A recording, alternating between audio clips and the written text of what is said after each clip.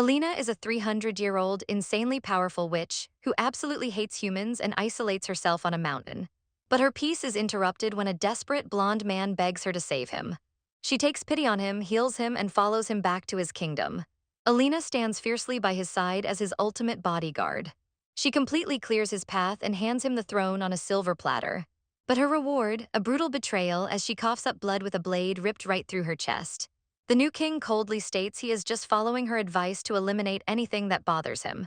And just like that, she dies at the hands of the only human she ever trusted. Fortunately, her soul escapes intact. She plans to revive in a decade, but something goes completely off script. Instead of her original body, she wakes up as a helpless, newborn baby in the arms of two maids. One of the maids wonders if she needs to pat the baby's bottom to make her cry. She goes for it, giving the former Grand Witch an embarrassing smack. Alina is absolutely humiliated, raging inside her tiny baby brain. The maids start panicking, terrified that the king will throw the baby away if she doesn't make a sound. The maid winds up for another humiliating smack. Not wanting to get spanked again, Alina quickly unleashes the fakest, loudest wail she can muster. The maids let out a massive sigh of relief. But when a maid pats her again, Alina gets instantly annoyed by the sudden human contact. The maids look at her with pure desperation, pleading for the little princess to survive. Alina is totally confused. Why would she be in danger of dying? At this point, she knows absolutely nothing about the dark royal drama waiting for her. She just stares blankly, wondering how her life turned upside down. Suddenly, the anger boils back to the surface. She remembers it's all because of that backstabbing traitor Lucas. Back then, Lucas was just the despised youngest prince. After barely surviving a brutal ambush in the desert, he crawled his way up her mountain and groveled at her feet. Alina admits she was completely charmed by his sad state. She got hit with the human equivalent of love at first sight. Because of that, she fought his battles and crowned him king. But on the day he promised to propose, he gifted her a sword straight through the chest instead. She heavily regrets ever trusting a human. Yet being reborn as a baby might not be a total loss. Since she bypassed the 10-year wait, she can plot her revenge against Lucas way sooner. She pumps her tiny fists, swearing to make her vengeance fast and precise. In her mind, she's already crushing a Lucas voodoo doll like a cheap squeaky toy. Her grand plotting is interrupted when a maid checks in on her, reminding Alina she needs to actually grow up first. The maid asks if she needs a diaper change, causing the baby witch to aggressively wriggle away. The maid smiles, praising her intelligence, and Alina proudly agrees that she's a great witch. But the maid's face suddenly drops, wishing the princess could just live an ordinary, unknown life. She gravely whispers that staying hidden is the only way she'll live long. Alina stares in sheer confusion at the heavy, depressing words. She starts wondering exactly what kind of chaotic kingdom she just respawned into. The maid suddenly excuses herself to get food, while Alina yells internally that she won't eat gross baby mush. Once alone, Alina enjoys the peace and decides to test her new body's mana levels. She closes her eyes and connects to her core. Her eyes shoot open in pure shock. This baby's mana is at level 5, making her an absolute prodigy. Flexing an imaginary cape, the baby witch instantly wonders if she should just conquer the whole world. But her grand villain arc gets completely paused as the maid returns to change her diaper. Sadly, the former grand witch is completely trapped in a baby's body, entirely unable to speak. She covers her tiny face, wishing she could just die from the sheer embarrassment. Her maid scoops her up for a walk, mentioning that she needs to enjoy the safety while it lasts. Alina just stares, totally confused by the ominous warning. She wonders who would even dare to harm a literal princess of the imperial family. The maid explains they are in the Dandelion Palace, a safe zone where royal kids are kept until they turn 5. After that, they have to choose a sword and move out to their own palace. Alina mentally cheers, figuring she has at least 5 solid years to just chill and plan her revenge. But then she starts bouncing aggressively in the maid's arms, silently demanding a more in-depth explanation. Suddenly, heavy footsteps echo through the hall, stopping the maid in her tracks. The maid freezes up, completely dropping the conversation. She quickly bows in absolute panic, respectfully greeting His Majesty. Alina peeks over the maid's arm, wondering who this king is. A towering man with flowing white hair steps into the light, radiating an insane aura. She narrows her eyes, feeling like she's definitely seen his handsome face before. But her baby brain just can't pinpoint where. However, the magic pressure he gives off is absolutely suffocating, like she's staring down a literal dragon. The Emperor stares coldly, noting her distinct white hair and red eyes. The maid stammers that she resembles him, but compares her fiery eyes to Yesikina. Alina mentally short-circuits, Yasekina is a massive northern dragon she used to beef with. She sweats nervously, wondering why the maid just compared her to that old geezer. Hearing the word dragon, the Emperor's eyes lock onto her and he reaches out. Without warning, he grabs her tiny face entirely too hard. The baby witch immediately starts bawling, cursing this horrible guy in her head. Deciding she's not going out without a fight, she absolutely chomps her tiny teeth right into his hand. The Emperor pulls back, stunned, while Alina disrespectfully spits at him. The poor maid looks like she's about to pass out, begging for mercy for the young princess. But instead of executing them, the Emperor just smirks, highly amused by the feral baby. Using magic to casually heal his bite mark, he decides she's definitely ready to choose a sword. The maid desperately objects, pointing out that she isn't even a year old yet. The Emperor completely ignores her, declaring that any kid who can withstand his grip is strong enough. Alina glares at him like he's completely lost his mind. Ignoring her death stare, he officially names her Riona, meaning lioness. He challenges her to either become the ultimate king of beasts or just another crude animal. With a chilling stare, he says he expects great things from her. He turns and walks away, leaving his heavy words hanging in the air. The maid lets out a massive breath of relief, muttering that the Emperor is a very strange man. But as he leaves, baby Riona's eyes lock onto his sword scabbard. She hums to herself, absolutely certain she's seen that flashy weapon before. Suddenly, the realization hits her like a truck. That scabbard is crafted from a black dragon's horn and the hilt from a fairy queen's wings.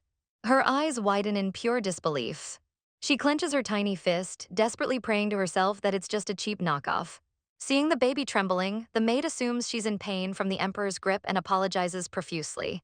With a grim expression, the maid announces that tomorrow is sword selection day. She solemnly tells the baby that she has officially been swept into the royal fight for inheritance. Riona's heart drops to her stomach at the word inheritance. Absolute chills run down her spine as the pieces finally click together. There is only one kingdom in the entire world where royals violently fight for the throne the second they pick a sword. An emperor with dragon-like strength, white hair, and blue eyes. She just got reborn as the daughter of the most notorious jerk on the continent. The maid formally introduces the baby's full name, Riona von Hassis. Riona's tiny heart drops as she mentally panics. The maid gently tells her to always remember her royal title. But Riona is too busy freaking out, realizing she just got reborn as the daughter of the exact man who tried to kill her. He is the ruthless ruler of the Hassis Empire, a supreme being who literally inherited the blood of a dragon. And unfortunately, he's also the same armored jerk she savagely fought in her past life. Over 20 years ago, a group of human merchants tried to sneak through her mountain without permission.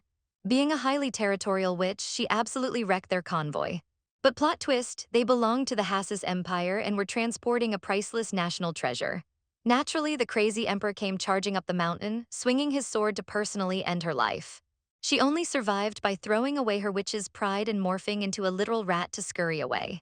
Back in the present, Riona is completely losing her mind over this cruel irony while the maid nervously asks if she's angry. She stares blankly at the ceiling, wondering how her luck could possibly be this terrible. For a brief moment, she seriously considers just throwing this new life away entirely. If that psycho emperor ever figures out who she really is, he'll destroy her on the spot. But then she reconsiders. Her level 5 mana and this overpowered dragon bloodline are way too valuable to waste. She remembers the core motto of the Hassis family, only the strongest survive. The previous ruler had a whopping 38 children. And instead of giving them a normal childhood, he threw them all into a brutal battle royale. They fought tooth and nail until only one victor was left standing. The current emperor. He claimed the throne and became the absolute ruler of the continent. That crazy bastard actually wiped out all 37 of his siblings to take the crown. Knowing this, Riona decides she isn't backing down from a world of kill or be killed. Honestly, that makes this ruthless empire the absolute perfect playground for a legendary witch like her. As the 12th princess, she knows she has until her 5th birthday before the real survival game begins.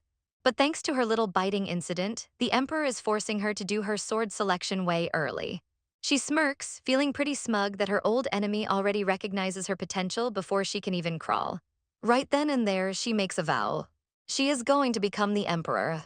She giggles like an evil mastermind, totally confusing her poor maid. Soon after, the maid carries her into a massive hall packed to the brim with hundreds of candidates. Riona glares at the crowd, her ambition burning brighter than ever. Once she takes the throne, she plans to completely crush Lucas and his pathetic kingdom. Then she'll just go ahead and conquer the rest of the continent for fun. She plops down on her velvet seat, feeling completely unstoppable in her new overpowered body. The maid leans in and gently instructs the princess to make her selection. But in this empire, choosing a sword doesn't mean picking a weapon out of an armory. It means picking a loyal human subordinate to serve as her literal blade. Without hesitating, Riona raises her tiny hand and points directly into the crowd. Out of hundreds of highly trained candidates, she locks her eyes on just one specific person. The crowd immediately erupts into shocked murmurs, stunned that she picked that woman. A green-haired noble watches from the sidelines, smiling as he realizes the emperor's bold prediction was spot on. Just the night before, this noble had asked the emperor how he could possibly have expectations for a literal infant. He wondered if the tiny princess was truly someone worth holding out hope for. The emperor simply told him to watch her closely. This shocked the noble, considering the emperor casually calls his older, genius children completely useless. Back in the present, the green-haired man grins, extremely glad he canceled his plans to witness this baby's first major power play. The green-haired noble watches in awe as Riona confidently selects her subordinate. But as he gets a closer look at her cute, chubby face, his brain completely short-circuits. He is instantly hit by a massive, unavoidable wave of baby fever. Clutching his heart, he desperately tries to hold back his overwhelming adoration. He literally collapses to the floor, absolutely dying to squish her little cheeks. Two other knights rush over in a panic, asking if he's all right. He just sighs dreamily, still totally starstruck by the tiny princess. Meanwhile, Riona notices the commotion and looks over. As the noble hits the deck like a sack of potatoes, the whole room starts whispering. The crowd questions if the guy has completely lost his mind. A few knights try to lift him, noting exactly who this dramatic guy is. He's Harriet Julizer, the emperor's personal aide and a top-tier sword expert. Known as the Knight of Devastation, he once wiped out 5 entire ogre armies in half a day. Riona recognizes him immediately. In her past life, she caught him trespassing on her mountain. When he arrogantly tried to pick a fight, she completely folded him like a lawn chair. She notes that he's definitely gotten stronger since then, impressed by how fast humans grow. But she has absolutely no idea why he just randomly passed out after smiling at her. Shrugging it off, she decides his weird behavior isn't her problem. She turns her attention back to the incredibly dangerous woman she just drafted. Riona's pick is Cage Ardeppas, the absolute best necromancer on the continent. Cage is legendary for raising the dead, meaning she brings an infinite army of skeletons to any fight. Her lore is insane. She easily slaughtered 20 unkillable wyverns just to turn them into her undead pets. She even overthrew an entire kingdom in a single day after they tried to assassinate her. In her past life, Riona always wanted to duel her, but Cage never crossed into her territory. Now fate has brought these two absolute powerhouses together in the palace hall. Riona mentally does a victory dance, feeling like she just pulled a legendary gacha unit. With Cage acting as her sword, the Dandelion Palace is practically a fortress. Though it does make her wonder why a ruthless necromancer would even bother looking after a baby. Shaking off the thought, she happily accepts her new overpowered bodyguard.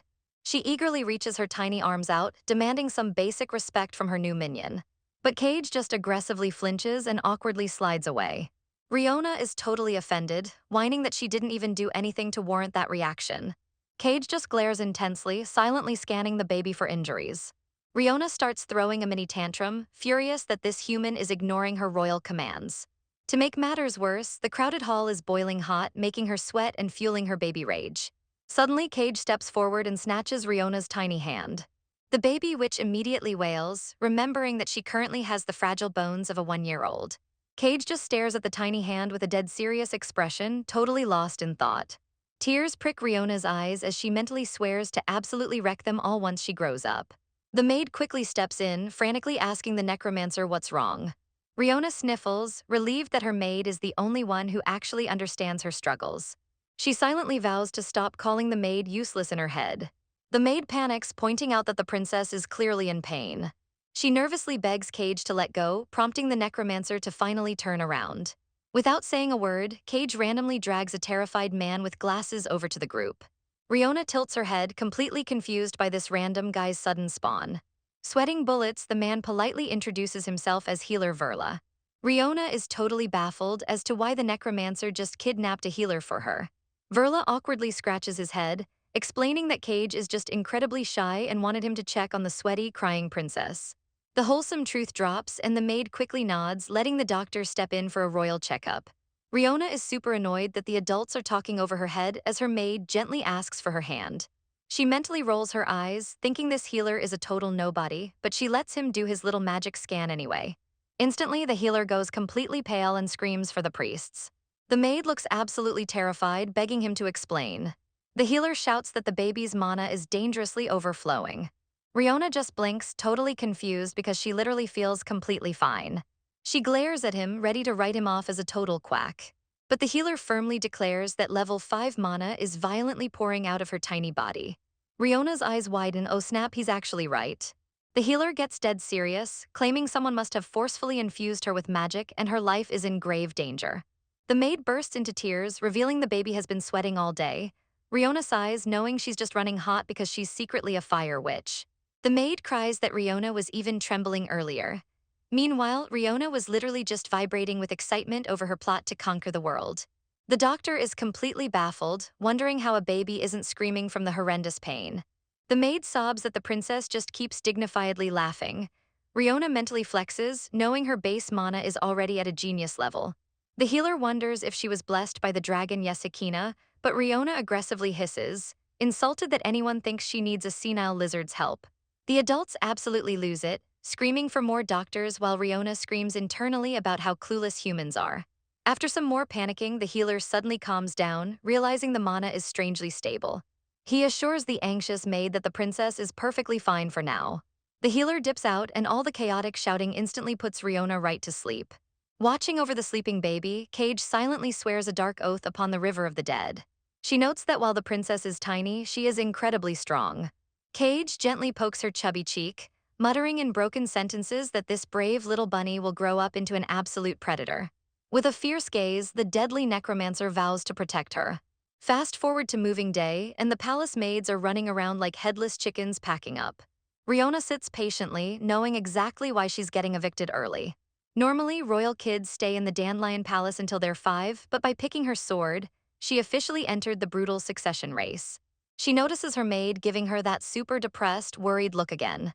Riona realizes the maid is still traumatized from the fake mana fiasco and is terrified for her safety outside the safe zone. Riona thinks the maid is worrying over absolutely nothing. After all, she has a legendary necromancer on her team. She happily cheers at Cage.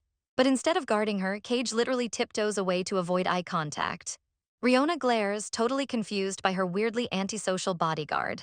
She remembers that every time they lock eyes, the fearsome necromancer just blushes, mutters bunny, and shuffles away. Riona adorably pouts, genuinely wondering if her baby smile is somehow intimidating. The maid notices her mood and asks if she's bored. Riona aggressively points at Cage, mentally complaining about the necromancer dodging her, but the maid completely misses the memo. The maid sighs, saying it's going to take a while to finish packing up the room. To keep her busy, she pulls out a baby rattle and a binky. Riona immediately throws a fit, violently squirming because a grand witch does not play with infant toys. Flustered, the maid drops the toys and frantically apologizes to the flailing baby.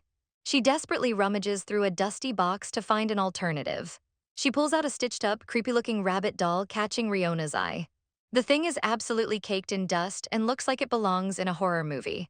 But as Riona stares at it, she senses an intensely dark, menacing aura radiating right out of it. The maid worries it's too old and starts to pull it away. But Riona fiercely snatches it back with a feral screech, claiming it as hers. The maid just stares, completely bewildered by the baby's sudden aggressive attachment to literal trash. Riona happily hugs the creepy doll, secretly hyped because it is absolutely brimming with dark mana.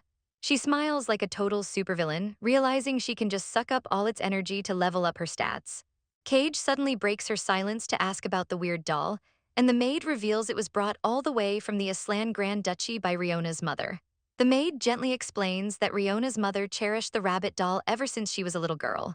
She even brought it with her when she married into the terrifying imperial family. The maid starts crying, wishing the late mother could see her daughter happily playing with it now. Cage listens quietly, just now processing that the baby's mother is actually dead. The maid cries that Riona is so pitiful for being thrown into a brutal succession war at just 1 year old. But Cage bluntly disagrees, calling the tiny baby a genuinely strong person. The maid argues that potential doesn't change the fact that she's fragile right now. In response, Cage gently pokes Riona's squishy cheek and promises to protect her. Riona gets a little flustered, secretly grateful for the socially awkward necromancer. Later that night, the group arrives at Riona's new home, the Black Rose Palace. It's basically a haunted mansion completely overgrown with creepy vines. The place is literally famous for housing dead royalty and lingering ghosts. The maid is absolutely shaking in her boots, terrified of the dark energy. But Cage casually tells the baby to come here, while Riona lets out a massive, unbothered yawn. Cage gets completely furious on the baby's behalf, turning around to march straight to the Emperor to complain about this unfair setup. But the maid frantically jumps in front of her to stop her. She stammers out a wild confession. She specifically requested this spooky dump because it was actually Riona's mother's dying wish. Cage goes completely blank, utterly dumbfounded by the insane request. She points at the creepy estate, arguing that this place is worse than trash. The maid blushes out of pure stress, aggressively insisting they have to honor the mother's final words. Cage realizes there's nothing she can do and reluctantly agrees to respect the dead. But then she hits them with a deadpan thumbs up, saying she actually loves the creepy vibes. Riona stares at her new bodyguard, totally agreeing that this is the best outcome possible. Under the moonlight, the palace looks even sketchier than before. The maid nervously apologizes again, swearing she debated the decision for a long time. She offers to go beg the Emperor for a new room if Riona ends up hating it. But the baby witch just stares blankly, thinking everyone is being way too dramatic. Sure, the palace looks extremely gloomy and cursed. And yes, it feels like a ghost could jump out and jump scare them at any second. But Riona quickly realizes her late mother might have been a total genius. This entire palace is an absolute goldmine, overflowing with the exact same dark mana as her rabbit doll. As the maid practically sprints inside to escape the shadows, Riona looks around in awe. The magical pressure gets ridiculously thick the closer they get to the doors. Riona figures that if she can feel it, her overpowered necromancer must be sensing it too. But surprisingly, Cage just walks forward looking completely unfazed. Riona hums, guessing Cage is just so strong that this heavy aura doesn't even bother her. Suddenly, the magical wind shifts. A pair of little shoes stomps into view. The maid and Cage immediately stop in their tracks. A bratty blonde prince shows up out of nowhere, trying to flex his authority and intimidate her before the throne wars even begin. He tries to talk a big game, but Riona just aggressively babbles at him. She mentally tells the snobby kid to screw off. The prince is left completely speechless by the feral infant. He leans in, totally confused by her weird energy. Then his eyes lock onto her terrifying, cursed rabbit doll. Flashback to a few days ago, the green-haired knight Harriet slams his hands on the Emperor's desk. He aggressively demands to know if the Emperor caused Riona's massive magical anomaly. Harriet stresses that she suffered a wild level 5 mana overflow that easily could have killed her. He points out that if Cage hadn't been there, it would have been a fatal disaster, but the crazy Emperor just smirks. Harriet completely loses it, yelling at the Emperor for smiling about his daughter's near-death experience. Harriet glares at the Emperor, absolutely terrified that he's the one trying to assassinate his own daughter. But the Emperor casually brushes it off, stating he doesn't need to get his hands dirty. Now that she's officially chosen her sword, her life is in the hands of the other ruthless princes and princesses. Harriet throws his hands up in total disbelief, asking if the Emperor is seriously just going to let the cute and lovely princess die. He insists that in a family full of bloodthirsty tyrants, Riona is the only adorable one. The Emperor sighs, revealing he's already given her the Black Rose Palace. Harriet completely loses his mind. He screams that the Black Rose Palace is the exact spot where the previous first prince gathered all the royals who surrendered their succession rights and slaughtered every single one of them. He argues that the palace is still practically soaked in blood and so isolated that it's a prime target for assassinations. He slams the desk, yelling that the Emperor is being way too cruel. The Emperor stares coldly, stating that if she dies there, then that is simply her fate. Harriet gasps in horror at the ruthless answer. But as Harriet storms off, the Emperor's eye twitches slightly. For the first time, he starts doubting his decision to keep Harriet around as his aide. Meanwhile, outside the office, Harriet dramatically sniffles. He pumps his fist, absolutely fired up, and vows to protect the cute princess himself. Back at the Black Rose Palace, Riona glares at the snobby Prince Nickel, thinking she definitely has more enemies than a 1-year-old should. The arrogant prince smirks, highly amused that both Harriet and the Emperor have taken such a weird interest in this random baby. He steps forward, ready to test her worth. With a wicked grin, he casually decides he's just going to kill her. But as he steps closer, he completely freezes in his tracks. He stares blankly at the tiny baby witch, angrily clutching her cursed rabbit doll. His smug expression instantly drops as he mumbles, "What's that?" He looks at her chubby cheeks and big red eyes, totally stunned by how much she actually looks like a literal rabbit. Suddenly, his heart skips a beat. The ruthless prince clutches his chest, absolutely overwhelmed by her sheer cuteness. He curses Harriet in his head, realizing the aide didn't even describe half of how adorable she is. He stands there blushing until Cage coldly interrupts his internal fanboy moment. The necromancer steps between them, glaring daggers as she demands to know why he's here. Nickel quickly tries to act tough again, arguing that he doesn't need a reason to walk around the palace. But Cage isn't having it. She bluntly accuses him of threatening the princess. Nickel starts sweating, defensively yelling who's threatening her. Cage leans in, stating that he literally just did. Nickel turns completely red, embarrassingly denying it. Cage glares at the shameless prince, absolutely not buying his terrible lies. Trying to change the subject, Nickel awkwardly looks around until he notices something. He points at Riona's creepy, dusty doll. He immediately starts yelling at the adults, demanding to know why they're letting the precious princess hold such a dirty, trashy toy. In a desperate bid for her attention, he pulls out a brand new, super expensive teddy bear and offers it to her, expecting her to be thrilled. He grins proudly, thinking he totally nailed it. But the maid nervously steps in, revealing that the old rabbit doll actually belonged to Riona's late mother. Nickel's face completely drops in pure shock. The maid awkwardly adds that even though she's not a year old yet, Riona clearly already knows the doll's sentimental value. Nickel starts crying dramatic tears, wailing that she's way too young and cute to have such a tragic, pitiful backstory. Cage actually nods in agreement with the ridiculous prince for once. But Riona is absolutely fed up. She mentally screams at the dramatic prince to shut up. She tilts her head and lets out an angry Maya. Nickel completely misinterprets her glare as a sad plea for help. He kneels down, dramatically telling her not to live a pitiful life. With a dramatic swish of his hand, he channels a wave of bright, golden magic toward her. He proudly boasts that he's granting her the sun god's blessing, acting like he just gave her the greatest gift ever. Riona just stares, totally unimpressed by this so-called sun god. The maid gently whispers to Riona that Prince Nickel is her older brother and he wields the sacred power of the sun god. But instead of being grateful, Riona cheerfully raises her hand, silently mocking his weak magic. Nickel watches her, totally baffled. He mentally wonders if all babies are this ridiculously cute, admitting he definitely wasn't. Completely defeated by her adorable face, he quickly promises he'll be back again. As he awkwardly speedwalks away, he casually orders them to leave the main door open for him. The maid and Cage watch him leave, both letting out a massive sigh of relief that he didn't actually attack.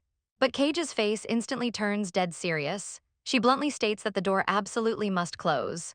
The maid shivers, totally agreeing as they prepare to lock down the haunted Black Rose Palace for the night. Riona realizes the blessing will actually help her grow faster. But she still heavily dislikes that annoying blonde prince. She glares up at the moon, hoping no more humans come to bother her. Time flies by as a newborn, acting as a perfect blessing in disguise. Fast forward 3 whole years. Riona can finally walk, talk, and move freely. She cheerfully laughs, almost crying tears of joy to be out of a crib. Still, she sighs, wondering how a legendary witch ended up in this ridiculous situation. Regardless, she is incredibly proud of her 3-year-old growth spurt. Her loyal maid Lynn walks in and happily greets her. Riona smiles brightly, cheerfully confirming she's awake. Lynn warmly asks if she's hungry and offers to bring breakfast. Riona cutely demands food, acting like a total angel. She tilts her head when Lynn suddenly stops and stares. Lynn blushes, admitting the princess is just way too cute. Riona mentally scoffs, well aware that she's absolutely adorable. She knows she perfectly inherited that crazy emperor's ridiculously good looks. Though she thinks it's still a huge downgrade from her grand witch days. Lynn kneels down and gently starts wiping her face. Riona closes her eyes, enjoying the pampering. She notes that Lynn is just as affectionate as ever. But her dark past creeps in, making her question if she should actually trust her. She remembers Lucas's brutal betrayal, heavily reminding herself that humans will always stab you in the back. She glances at Lynn, admitting she's only playing the cute baby role to survive. She completely denies actually liking the sweet maid. Lynn smiles and asks if she had a good dream. Riona happily nods, cheerfully babbling that she had a very nice dream. Lynn tilts her head, asking what it was about. With a bright, innocent smile, Riona happily chirps that a bunch of people appeared and died. Lynn completely freezes in horror. Riona blinks, wondering why the maid suddenly looks like she saw a ghost. Trying to fix it, she proudly adds that she didn't die because she killed them all. Lynn covers her mouth in absolute terror, making Riona realize she just made it way worse. She innocently wonders why surviving a bloodbath isn't considered a happy ending. Suddenly, Lynn jumps up and screams for Cage. She frantically waves the necromancer outside to talk. Cage flinches, looking totally clueless. Lin urgently drags her out into the halls. The two adults stand outside, leaving Riona sitting on the bed completely baffled. She stares at the door, wondering why the maid looked so embarrassed and panicked. They definitely think closing the door gives them privacy. But Riona smugly realizes her level 5 mana makes eavesdropping insanely easy. Through the wall, she hears Lin fiercely scolding Cage. Lin demands to know if Cage summoned the undead right in front of the princess. She aggressively lectures the necromancer for showing a toddler such terrifying things. Cage looks super gloomy as Lin blames her for the baby's disturbing, violent dreams. Inside, Riona tilts her head, genuinely confused because those skeleton weaklings aren't scary at all. She thinks back to what a real monster looks like, picturing the ruthless emperor. That sparks a sudden realization: she hasn't seen the psycho emperor once in the last 3 years. She strokes her chin, intensely curious about just how monstrously strong he must be by now. Riona thinks about her ultimate goal, becoming the emperor, but to pull that off, she'll have to wipe out all of her royal siblings. According to their brutal traditions, she might even have to take out the current emperor himself. She seriously questions if she's actually strong enough to beat that absolute monster. Meanwhile, out in the hall, Lin is completely laying into Cage, fiercely warning her not to scare the princess again. The fearsome necromancer actually sulks, looking down like a scolded puppy. Lin refuses to let her off the hook, maintaining her strict glare. But she quickly pivots, realizing it's time for the princess's breakfast. Cage grumbles that she's hungry too. Lin decides they should just head to the kitchen together since they need to carry 2 meals anyway. Usually, leaving a royal unguarded is a fatal mistake in this deadly palace. But thanks to Cage's dark magic, there's a powerful barrier blocking anyone from easily sneaking into Riona's room. Case in point, Riona suddenly glances out her window. She spots a masked assassin completely stuck outside the invisible wall. Riona sees a golden opportunity to finally stretch her magical muscles. With her bodyguards gone, she realizes the assassin can't get in, but she can definitely go out. She waddles out onto the balcony, giving the intruder a direct opening. The assassin smirks, thinking this foolish baby just signed her own death warrant. He stares down at the tiny princess. He casually compliments her cuteness, completely underestimating the threat. Riona innocently waddles closer to the railing. She cutely asks the assassin if he's strong. He proudly boasts that he's so strong he could make her disappear in the blink of an eye. Riona's eyes gleam with mischief. With a bright, angelic smile, she casually replies that she won't go easy on him either. Before he can react, she presses her tiny hand to the barrier and unleashes an ice spell. The assassin is instantly frozen, completely stiff from the waist down. Riona sighs, annoyed that her nerfed body couldn't just one-shot him like in her witch days. Still, she figures she might as well play with her food, casually blasting him with a lightning bolt. The assassin violently twitches in pain as Riona smiles, having the time of her life, dropping third circle magic on this absolute scrub. But then she suddenly hits him with a healing spell. The assassin is totally stunned, genuinely thinking the baby is trying to save him. Riona reflects on how pathetic humans are, cowering before anyone slightly stronger than them. With a sadistic little smirk, she notes that she hates letting her enemies die easily. She immediately follows up with a massive lightning blast, absolutely nuking the guy into oblivion. Back inside, Riona lets out a huge yawn, feeling totally drained from the sun. She rubs against her pillows, obsessed with how incredibly soft the velvet sofa is. She giggles, absolutely loving the luxurious royal lifestyle. She rolls around, knowing she shouldn't slack off. But since Cage is usually watching her like a hawk, practicing magic is almost impossible anyway. She ponders her options while getting comfy. She briefly considers just revealing that she's a magical prodigy. But she quickly rejects the idea. A 3-year-old casting high-tier spells would just put a massive target on her back for more assassins. Plus, word would definitely reach her traitorous ex-lover, Lucas. Just thinking about that backstabbing jerk puts her in a bad mood, knowing it would only make him up his guard. She decides she has to lay low and completely mask her mana until she's ready to take over the palace. With her plan set, she decides to just laze around for the afternoon. She yawns again, her tiny body giving in to the sleepiness. Her eyes flutter shut as she peacefully drifts off for a nap. Suddenly, the doors burst open as Prince Nickel dramatically announces his arrival, happily yelling for his bunny. Riona wakes up with a furious glare, mentally cursing the blonde nuisance for never leaving her alone. Nickel immediately sulks, complaining that she should be happy to greet her amazing older brother. Riona hits her older brother with the ultimate unamused glare. Over the past 3 years, the now 10-year-old Nickel has obsessively visited her every single day, happily calling her bunny. Riona sighs heavily, totally confused why a prince preparing for a bloody succession war would waste time on her. She glares, convinced he's just here to pick on her. But Nickel just blushes, absolutely melting over her cute, grumpy face. He reaches out to pinch her chubby cheeks again. Riona mentally groans, deciding to just tolerate the disrespect since she's pretending to be a weak toddler. Suddenly, Cage steps in, coldly ordering the prince to wash his dirty hands first. Nickel whines that he already scrubbed them on the way over. Ignoring the necromancer, he happily squishes Riona's soft cheeks. Cage aggressively warns him to be gentle, which he swears he is. Nickel proudly brags that even if she gets hurt, he can just instantly heal her with his sun god magic. He flashes a bright grin, expecting her to be impressed. But Riona mentally scoffs, refusing to trust the sweet words of evil humans. Without hesitating, she violently smacks his hand away. Nickel blinks in shock, asking why she's being so mean. She bluntly asks why he keeps showing up uninvited when he literally does nothing. Nickel looks completely caught off guard by the question. Riona assumes he just visits because she's ridiculously cute. But Cage suddenly steps up, dramatically deadpanning that she loves the princess. Nickel immediately fires back, aggressively claiming that he loves Riona too. The two overpowered bodyguards start violently bickering over who loves the baby more. But watching them argue over the word, love, suddenly triggers a deeply buried, painful memory in Riona's mind. Over 300 years ago, back when she was just a normal human.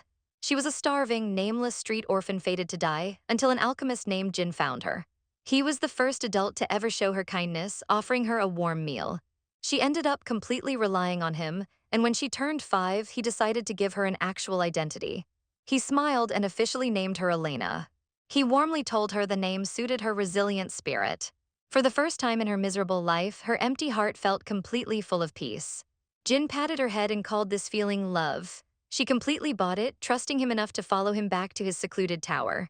But the innocent little girl had absolutely no idea what kind of nightmare she just walked into. Inside, Jin's warm mask instantly drops. He coldly orders his doctors to throw out the dead test subjects like actual garbage, leaving Alina completely terrified. Turns out, Jin was a mad scientist forcibly injecting magic into human kids to build an overpowered army. He cruelly grabs Alina's face, excitedly noting that her red features mean she's packed with magical potential. He orders her to follow him to the lab she desperately wants to refuse.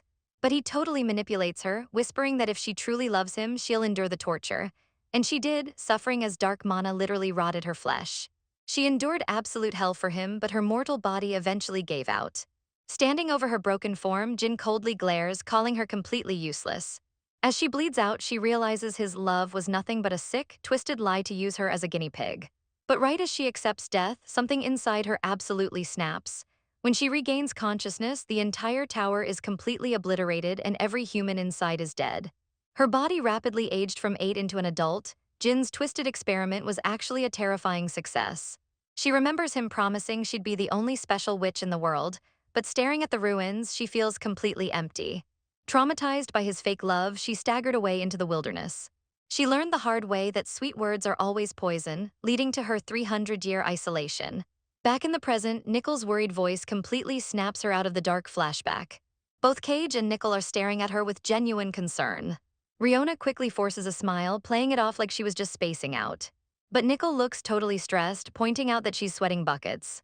Cage immediately shoves the prince out of the way, yelling that the baby needs a doctor and his ugly face is probably just making her worse. Cage and Nickel start literally sparking with electricity as they fiercely bicker, forcing Riona to scream at them to stop fighting. Nickel immediately drops the tough act and gently grabs her tiny hand. Riona pouts, using her best baby voice to demand some peace and quiet. She mentally facepalms, totally baffled as to why the prince is smiling right after she scolded him. Sick of the sap, she bluntly tells him to stop saying he loves her because she absolutely hates hearing it.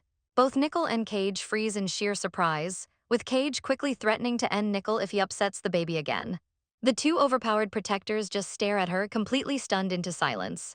They start loudly whispering to each other, with Nickel realizing the poor princess only lives with a single maid now that her mom is gone.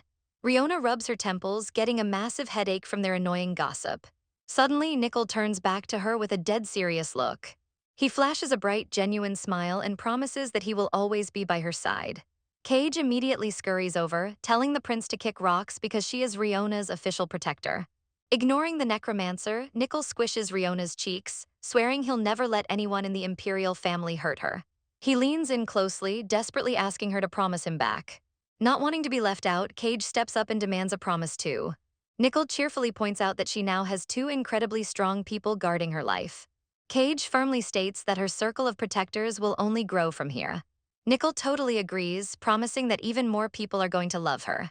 But Riona glares at him, absolutely refusing to buy into their sweet words. Her dark past tells her that humans will inevitably lie, betray, and hurt her all over again. As both Cage and Nickel shower her with affection, she mentally vows to never ever believe them. Pushed to her limit, she violently swats their hands away and screams at them to stop. She throws a massive fit, mentally roaring that she's a 300-year-old grand witch, not some helpless infant. Seeing Nickel tremble, she smugly assumes she finally terrified him with her menacing aura. Feeling like an absolute boss, she proudly plops back down on the couch. But Nickel just coos, thinking his adorable little bunny is just throwing a cute tantrum. Riona huffs proudly, completely convinced she's acting like a highly mature adult. Suddenly, Cage's expression drops into a deadly serious glare. Nickel also senses something off, his face twisting in disgust. The air in the room completely shifts as a menacing, dark aura seeps in through the window. Like a sack of potatoes, the assassin from earlier completely collapses onto the floor, smoking from Riona's previous magic attack. Nickel immediately panics, checking to see if his precious sister is hurt. Cage is right behind him, frantically throwing herself in front of the princess. Riona is completely taken aback. This is the first time anyone has ever thrown themselves in front of danger just to shield her. She clutches her chest, totally confused by the warm, fuzzy feeling bubbling up inside her. She wonders if spending centuries isolated in the mountains made her completely forget how human emotions actually work. Still, she admits it feels kind of nice. Meanwhile, Nickel nervously pokes the crispy assassin to check if he's dead. Cage casually claims she might have killed him, but Riona knows she's the one who absolutely wrecked the guy. Suddenly, the door creaks open and a cheerful voice greets the room. Cage and Nickel snap their heads toward the door, completely stunned. Harriet, the Emperor's elite aide, casually strolls in and leans right over Riona's couch. He flashes a charming smile, acting like he totally belongs there. Riona's eyes widen in shock. She didn't even sense his mana approach. She remembers beating him to a pulp back in the day. And it absolutely infuriates her that this human scrub has grown so incredibly strong while she's stuck in a nerfed baby body. Harriet casually tells Cage and Nickel to stand down, teasing them for scaring the princess. He looks down at Riona with hearts in his eyes, telling her she can unclench her tiny fists because he's her protector now. He proudly brags that only a top-tier powerhouse like him is truly qualified to keep her safe. Cage and Nickel shoot him the ultimate death glare, both silently agreeing this guy needs to get lost immediately. Harriet completely ignores them, shamelessly resting his chin right on top of Riona's fluffy head. Riona rolls her eyes, mentally complaining that this supposed elite aide just slacks off to blabber nonsense at her, unless he starts paying rent in pure gold. The little princess sits on the couch, aggressively sulking as she glares at the green-haired knight. Completely unfazed, Nickel just fanboys over how adorable she looks when she's mad. She silently judges him, realizing she's surrounded by weirdos. He keeps hyping up her cute back profile while she literally plugs her ears to block out his yapping. Shaking her head, the princess realizes she needs to grow up fast just to survive this madhouse. But her tiny head shakes only send Nickel into an emotional meltdown over her cuteness. Suddenly, he snaps out of his fanboy trance and gets deadly serious. Clearing his throat, he announces he actually came to deliver some news to the blonde prince. The prince points to himself, totally caught off guard. Nickel warns him that hanging around the Black Rose Palace every day is a massive risk. But the kid brushes it off, saying everyone already knows and it's none of his business. Flashing a fake smile, Nickel casually threatens that the prince is going to have a very short lifespan with that attitude. Meanwhile, the blue-haired guard just munches on popcorn, watching them beef like it's a reality show. Sparks literally fly between the two as they glare daggers at each other. The princess sighs heavily, absolutely exhausted by all this unnecessary drama. The blonde prince fires back, pointing out that Nickel is in his 30s and will definitely kick the bucket first. Nickel's smile turns downright creepy as he drops a dark metaphor about strangling necks. He smugly reminds the little royal that he could easily fold him in a fight. The prince grits his teeth, while the princess thinks it's completely pathetic for a full-grown man to flex on a 10-year-old. Annoyed, the blonde prince demands Nickel just spit out the news and get lost. After teasing him for a second, Nickel reveals that a massive banquet is being held for the second prince's birthday. The emperor has ordered every invited guest to attend, which instantly catches the princess's attention. The blonde prince immediately groans, dreading the event. Nickel shoots down his complaints, insisting that attendance is mandatory. The kid points right at the princess, desperately asking if she has to go too. Nickel casually smiles and confirms she isn't on the guest list. The prince lets out a huge sigh of relief before asking if their father is attending. Nickel completely roasts him, calling him a goldfish for forgetting it was the emperor's strict order to begin with. Furious, the blonde prince swears he'll execute Nickel the second he takes the throne. Nickel just laughs it off and turns to the princess for backup but gets completely ghosted. He practically begs for her attention, but she looks at him like he's absolute garbage. Ignoring the clown, the princess gets back to business. The prince looks a bit flustered as she suddenly approaches him. She grabs his hands and hits him with the ultimate weapon, a devastatingly cute puppy dog stare. Busting out the baby talk, she begs him to take her to the birthday banquet. The two guys sweat drop at her aggressive cuteness, completely unaware she just wants to scope out the party. Panicking, the prince tries to pull away and reminds her she wasn't invited.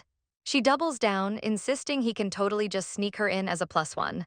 But he stands his ground, firmly refusing to bring her along, leaving her pouting. Nickel steps in to back him up, warning that the banquet is way too dangerous for her. The prince agrees, calling his older brother an absolute psycho and saying it's no place for a cute kid. Even the blue-haired guard nods along, offering to take her on a safe picnic instead. The blonde prince promises to take her out next time they have a chance. The princess glares in frustration, knowing she needs to analyze her royal enemies before they try to pack her up. With a villainous little smirk, she resolves to crash this party no matter what it takes. Suddenly, the blonde prince awkwardly calls out. Nickel turns around, raising an eyebrow at the sudden interruption. Looking dead serious, the kid demands they have a talk. Nickel is absolutely mind-blown that the prince is willingly starting a conversation with him. But the prince quickly snaps that he's only doing this for the sake of the little princess. Nickel tilts his head, asking the blonde prince if something is wrong with the little princess. The kid looks troubled, explaining that she said something really weird earlier. Apparently, she absolutely despises the word love and commanded them never to say it around her. Nickel is genuinely baffled, pointing out that she's literally only 3 years old. The blonde kid admits he's super frustrated, which is the only reason he's spilling the tea right now. He glares at the knight, making sure Nickel knows this is strictly for the princess's sake, not because they're suddenly bros. Nickel rubs his chin, seriously wondering what could make a toddler reject affection so hardcore. He theorizes that the absence of the 12th emperor left a massive dark cloud over her life.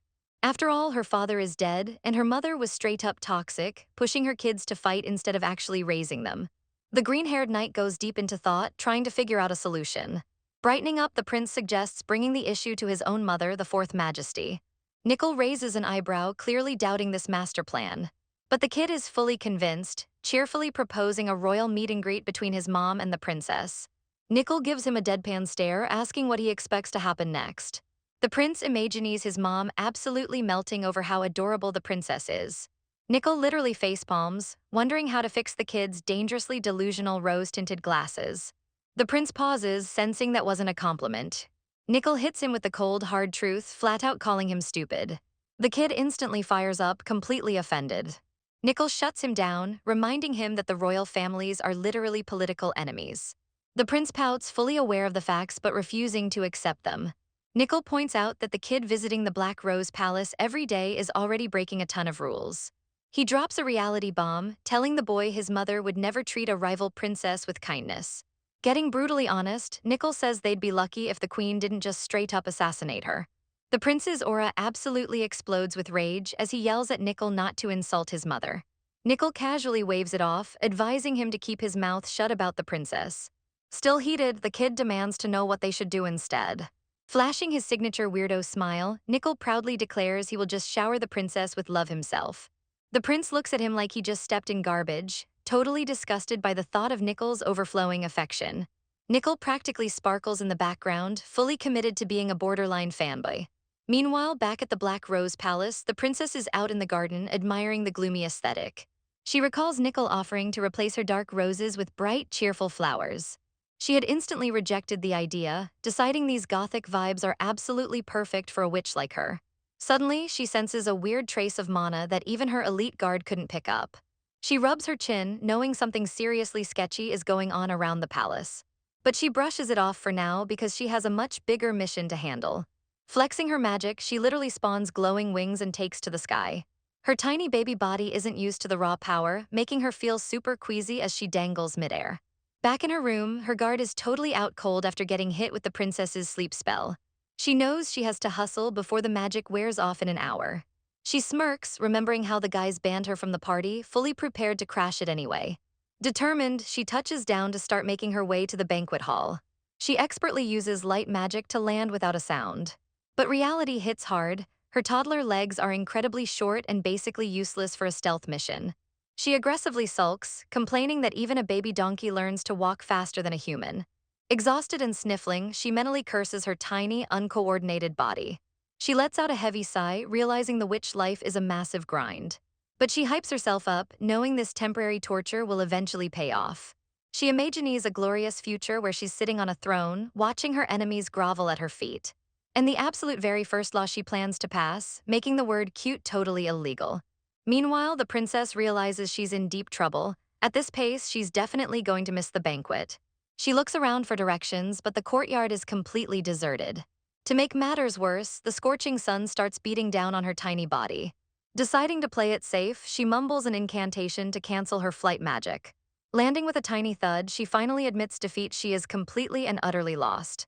Looking around the massive palace grounds, she has absolutely zero clue where to go next. She plops down onto the grass, instantly regretting not checking a map before pulling off her great escape.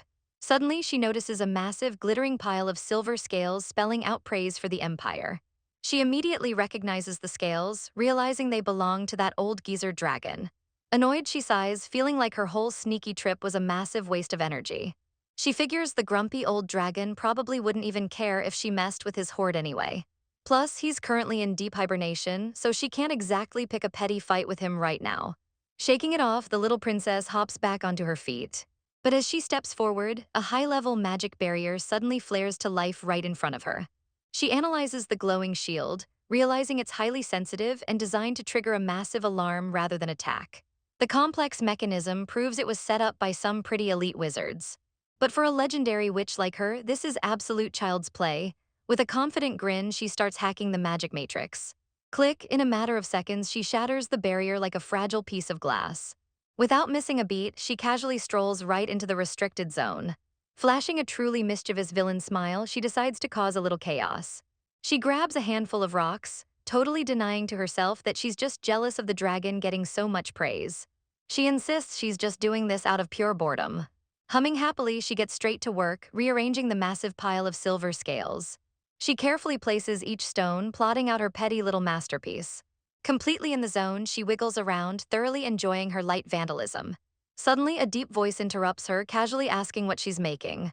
Without looking up, she happily replies that it's a picture of a bad dragon getting beat up. But then she freezes. Slowly turning around, she realizes the emperor is standing right over her, glowing like an absolute raid boss. He stares down at her neutrally, clearly surprised that his usual charming aura isn't making her instantly swoon. The princess starts sweating bullets, sensing the terrifying pressure radiating off of him.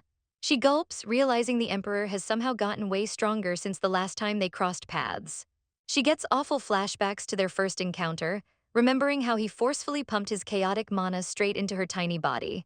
Glaring up at him, she's fully convinced this psycho is plotting something sinister again. Just then, Nickel comes sprinting down the path, completely out of breath as he calls out for his majesty.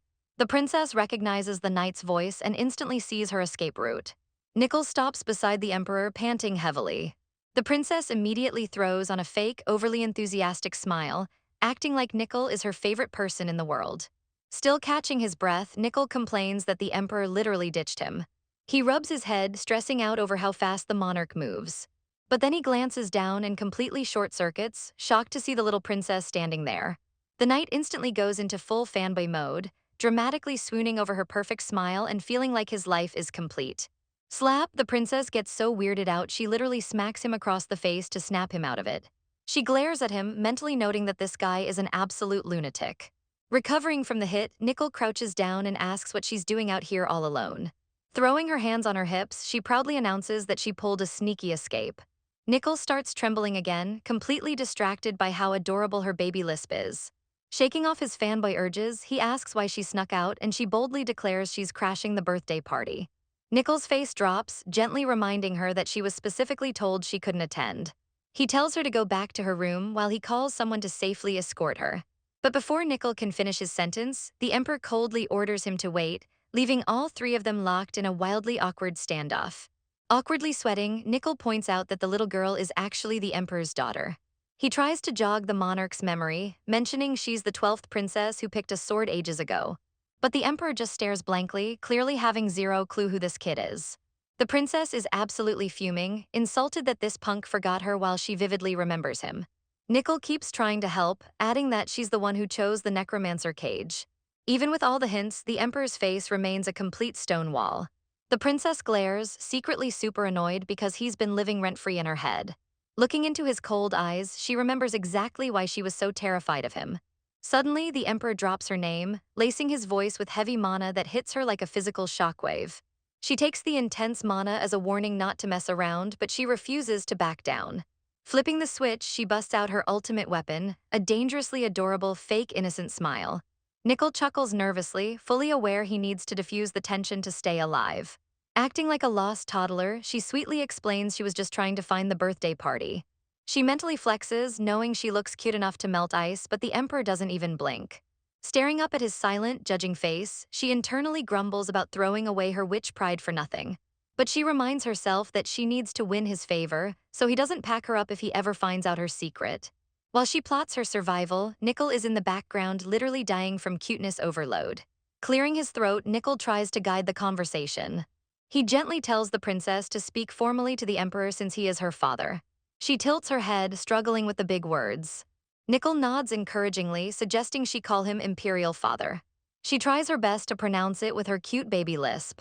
Nickel coaches her like a proud teacher. Deciding to go all in, she just yells out "Daddy" and totally breaks character. The critical hit instantly KOs Nickel, sending his soul leaving his body, but the Emperor remains completely unfazed. His absolute lack of a reaction actually sparks the princess's competitive gamer drive to win him over. While Nickel is still face down in the dirt complaining about his heart, she makes her move. She hits the Emperor with the legendary puppy dog eyes. Turning up the charm to max level, she begs him to take her to the banquet. The Emperor looks down at her and drops a flat, ice-cold rejection. The princess is completely stunned, having genuinely believed her cuteness was a guaranteed win. She freezes in absolute disbelief. Without another word, the Emperor turns his back and tells Nickel they've wasted enough time. Even Nickel is shocked by how brutally cold his boss is being. The princess is left standing there, her brain short-circuiting as she realizes she just got totally ghosted. She glares at the back of his head, mentally cursing him for being such a heartless jerk. Refusing to be left behind, she takes off running right after them. She yells out that she's definitely coming too. But tragedy strikes as her tiny legs betray her, and Nickel panics when he sees her trip and scrape her knees. The princess stops, trembling as the sharp pain hits her. She mentally rages at her weak, squishy human body, completely humiliated that a tiny fall actually hurt her. Nickel rushes over in a total panic, offering to carry her straight to a healer. But she furiously brushes off her dress, refusing his help. Stubborn to the core, she demands that they all go to the party together. The Emperor suddenly stops and looks back, asking if her knees hurt. She wonders for a second if he actually cares, before admitting that it does sting. Honestly, it hurts so bad she kind of wants to cry.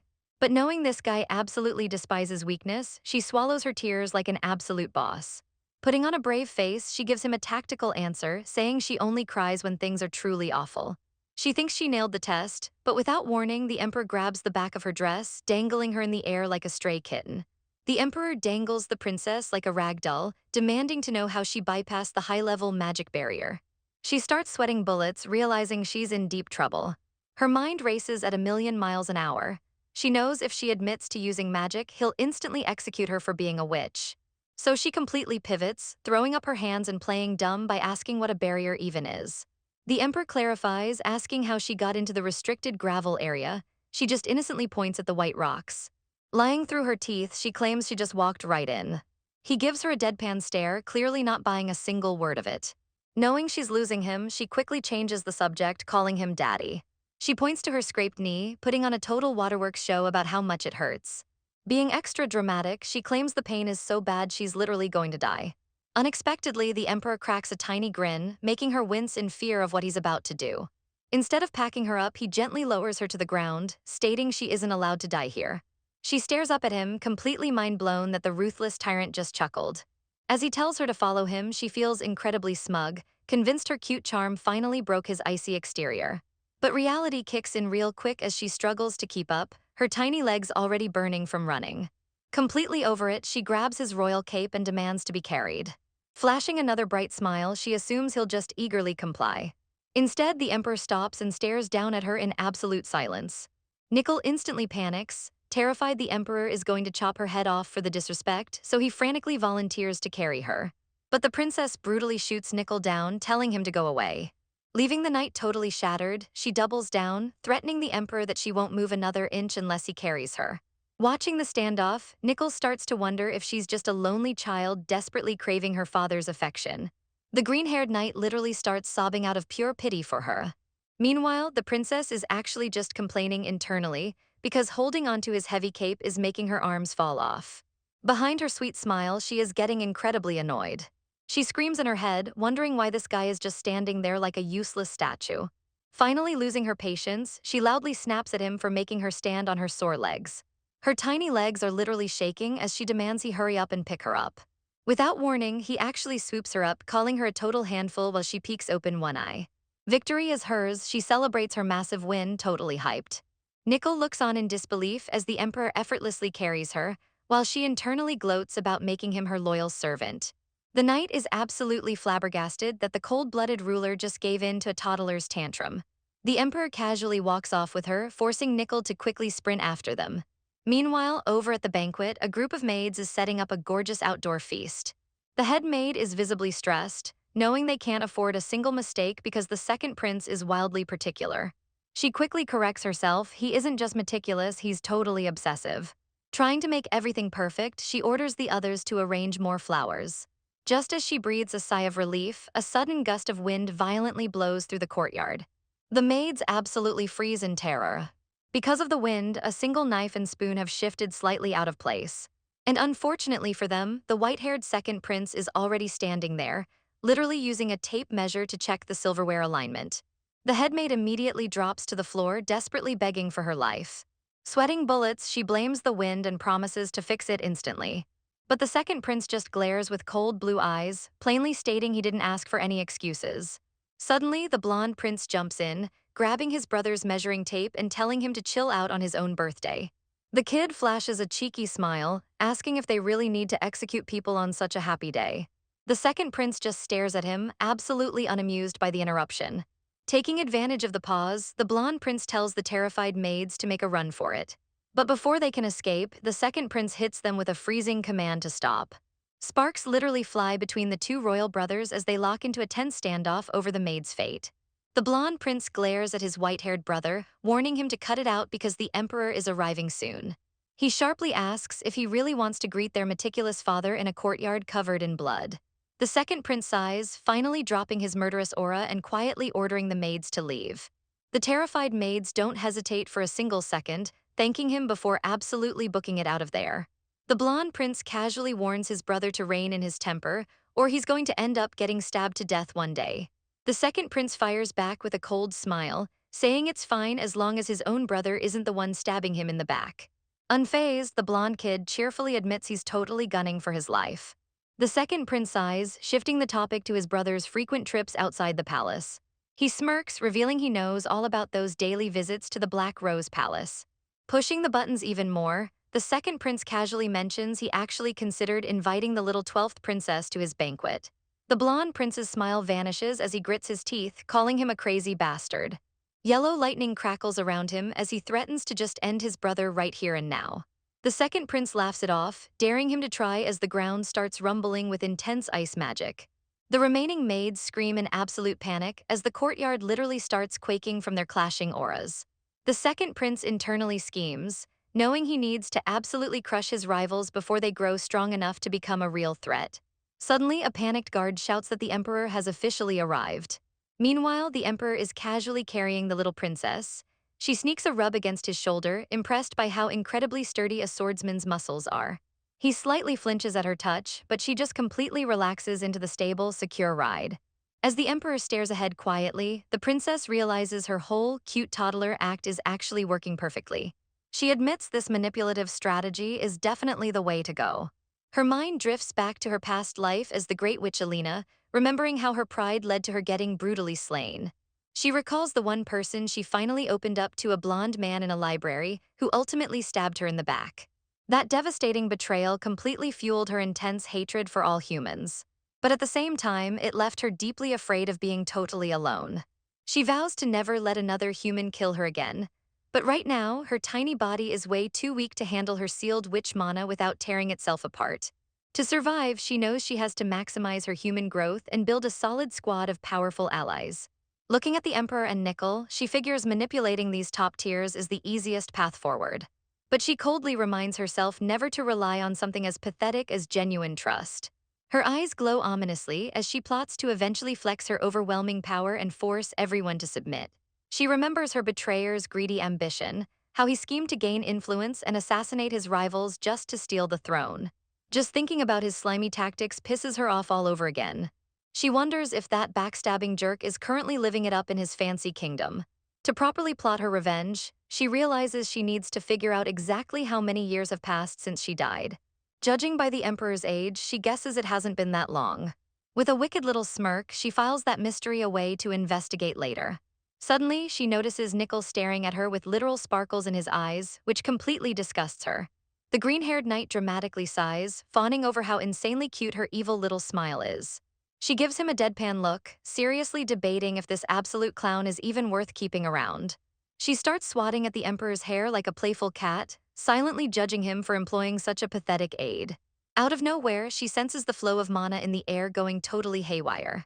She analyzes the turbulent energy, sensing two massive magical forces clashing violently up ahead. She instantly recognizes the chilling signature of a high-level ice wizard. It's a super rare magic type, the exact same kind the Emperor wields. The Emperor stops, calmly wondering out loud if he should go take a look. Nickel steps in front of them, confirming that the two princes are in the middle of a massive brawl. Instead of laying down the law, the Emperor literally just pivots and walks the other way to avoid the drama. Nickel smiles, guessing the Emperor is just turning around to protect the princess from a dangerous mana overflow. The Emperor flatly denies it, but immediately covers her face with his large hand to shield her from the heavy pressure. She blinks in surprise, realizing the cold-blooded tyrant is actually going out of his way to protect her. Nickel just sighs, scolding the princes from afar for recklessly fighting where the little princess could have gotten hurt. The little princess scoffs, perfectly confident she's way stronger than the brawling kids anyway. Nickel chuckles nervously, suggesting they avoid the crossfire since the princess is just a frail little toddler. He turns to the Emperor, asking if he should step in and break up the fight. But the Emperor just keeps walking and casually orders Nickel to announce his arrival. Nickel laughs, realizing that just name-dropping the tyrant will instantly put an end to the brawl. Taking a deep breath, he prepares to hype up his boss. Nickel belts out a massive announcement across the courtyard, making sure everyone hears him. As the trio steps into the venue, the chaotic energy instantly completely vanishes. The oppressive mana flow snaps off so fast that it leaves the princess feeling a bit dizzy. Nickel looks at her, assuming the heavy magical pressure terrified the poor kid. He mentions that most people would have straight up passed out, even offering to call a doctor. But she brushes it off like a total boss, stating that a petty fight between children has absolutely nothing to do with her. She then happily sinks into the Emperor's chest, totally enjoying the firm, muscular massage from his armor. The blonde prince spots them and looks utterly confused as to why his terrifying father is casually holding his half-sister. He genuinely asks if the Emperor brought her here just to execute her himself. Nickel sweats and nervously laughs off the wild question, even though it totally makes sense given the Emperor's track record. The second prince steps up, politely bowing and asking their father to take a seat. Seeing him sit, the princess aggressively demands to be put down. The Emperor pauses, staring at her and silently admitting she's actually pretty adorable. But to avoid showing any favoritism, he literally just unceremoniously dumps her onto the floor like a sack of potatoes. She rubs her back and aggressively sulks, annoyed that he couldn't have at least set her down gently. The Emperor looks down at her pouting face and mutters that she's totally hopeless. Refusing to lose, she grabs his cape again, cheerfully demanding he carry her next time. The Emperor glances back and gives a surprisingly soft confirmation. She grins, realizing this absolute menace of a ruler actually has a soft spot. Watching from the sidelines, the blonde prince and Nickel are completely stunned. Nickel points out that the Emperor clearly likes her, even if he doesn't show it the normal way. The blonde prince smiles, happy to actually share some common ground with his cold-blooded dad. But the second prince watches from afar, his eyes turning cold as he seriously considers assassinating her today. He knows the emperor wouldn't bat an eye if a child got packed up right in front of him, making her an easy target. The birthday banquet officially kicks off, and a server places a plate of fresh apples in front of the princess. But instead of eating, she stares completely deadpan at the silver cutlery. The second prince watches her closely, wondering if she noticed the lethal, untraceable poison coating her fork. She taps the fork, initially just wondering how much cash she could get for selling pure silver. The second prince remains confident, knowing his rare, odorless poison is completely undetectable. Suddenly, the princess starts clinking the fork against the table.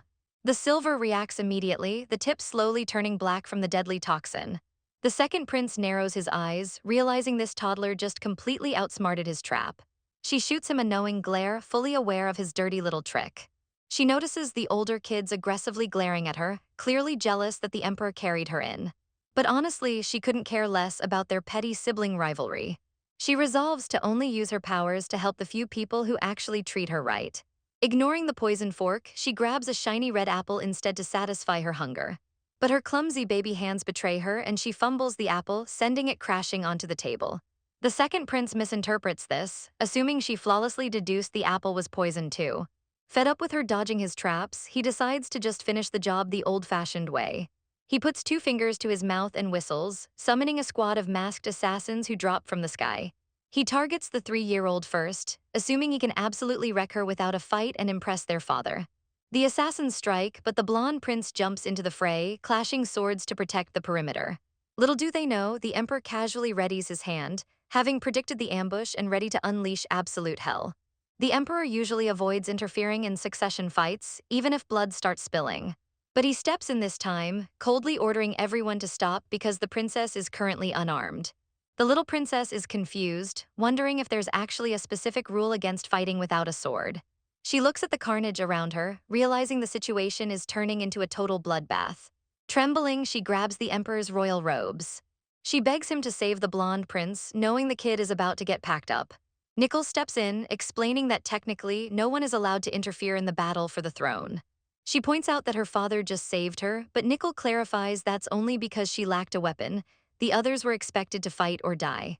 Realizing how ruthless this family truly is, she glares at the second prince, calling him an absolute bastard in her head. The blonde prince is battered and bloody, but he refuses to back down against the assassins. The second prince keeps the pressure on, and the princess realizes if her favorite pawn dies now, her own plans to take the throne are toast. Even though she promised not to use her powers, she realizes she has no choice but to break the rules.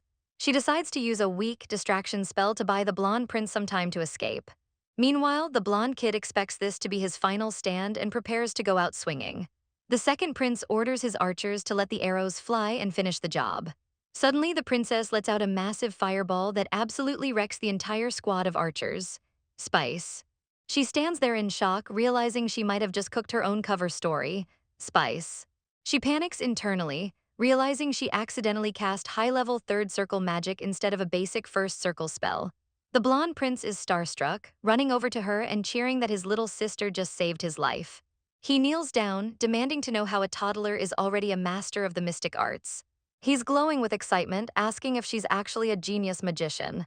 She nervously laughs it off, lying that it was just a total accident and she didn't mean to do it. The prince isn't buying it for a second, flat out calling her a liar. She doubles down on the lie, claiming she just copied what she saw other mages doing. He looks at her like she's a mythical creature while she just keeps playing dumb. He gets right in her face, still convinced she's hiding her true power level. She glances over at the emperor, terrified of his reaction. To her absolute shock, the cold-hearted ruler is actually wearing a proud, sinister smile. He places a heavy hand on her head, admitting that his little princess is actually quite fun. He turns to Nickel and casually orders him to summon someone named Zelos. She tilts her head, having zero clue who this new character is.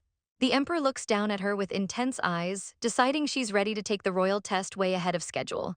He casually walks away from his bleeding sons without even offering a word of encouragement. The blonde prince looks dejected, hurt that his father doesn't care about his injuries at all. The princess crosses her arms, confirming that her daddy is a grade-A cold bastard. Nickel gives her a huge thumbs up, but she just tells him to hurry up and leave with the boss. A few feathers drift through the air as the courtyard finally settles down. Nickel catches up to the emperor, hyping up the princess for being truly extraordinary.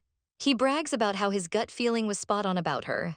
The green-haired knight literally starts tearing up, moved by how perfect her magic execution was. The emperor remains silent, reflecting on his daughter's hidden potential. He knows that casting third circle magic at age 3 is a wild feat that shouldn't even be possible. Spice. Nickel smirks, knowing the emperor is finally starting to see her worth. He reminds the monarch that the princess needs to secure her position before the first prince returns. He asks if the emperor plans to back her up when the real drama starts. The emperor just keeps walking, telling Nickel he yaps way too much.